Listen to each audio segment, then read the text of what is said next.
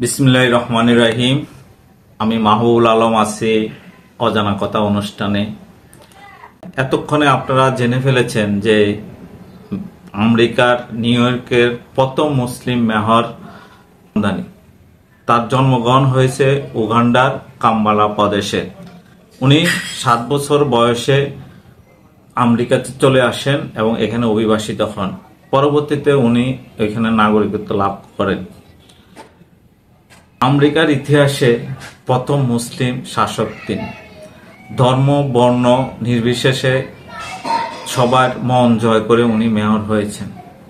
ওনার উল্লেখযোগ্য প্রতিশ্রুতি ছিল বাসস্থান, খাদ্যের নিরাপত্তা, সন্তানদের যে ডে কেয়ার স্কুল আছে সেটা বিনা দেওয়া এতে, এবং উনি তারপর প্রচারণা বিভিন্নভাবে উনি করেছেন। উনি 4 থেকে 5টা ভাষা কথা বলতে পারেন।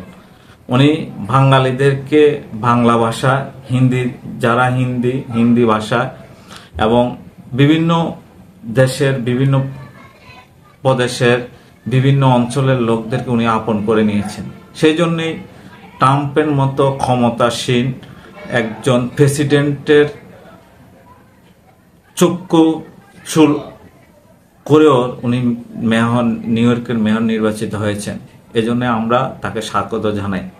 যেহেতু উনি মুসলমান হিসাবে মেয়র হয়েছেন আমেরিকার মতো একটা কান্ট্রিতে, আমরা তার জন্য অভিনন্দন জানাই এবং তার জন্য প্রার্থনা করি। তাকে সবচেয়ে বেশি যে জিনিসের উপরে ভবিষ্যতে চ্যালেঞ্জ গ্রহণ করতে হবে, মিথ্যার সাথে তাকে জয় হইতে হবে।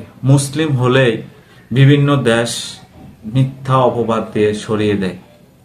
যেমন ভাষীদেরকে ধন্যবাদ জানাই যে তারা ধর্ম বর্ণ না দেখে একজন তরুণ 34 বছর বয়সী সর্বকনিষ্ঠ মেয়র হিসাবে তারা তাকে গ্রহণ করেছে।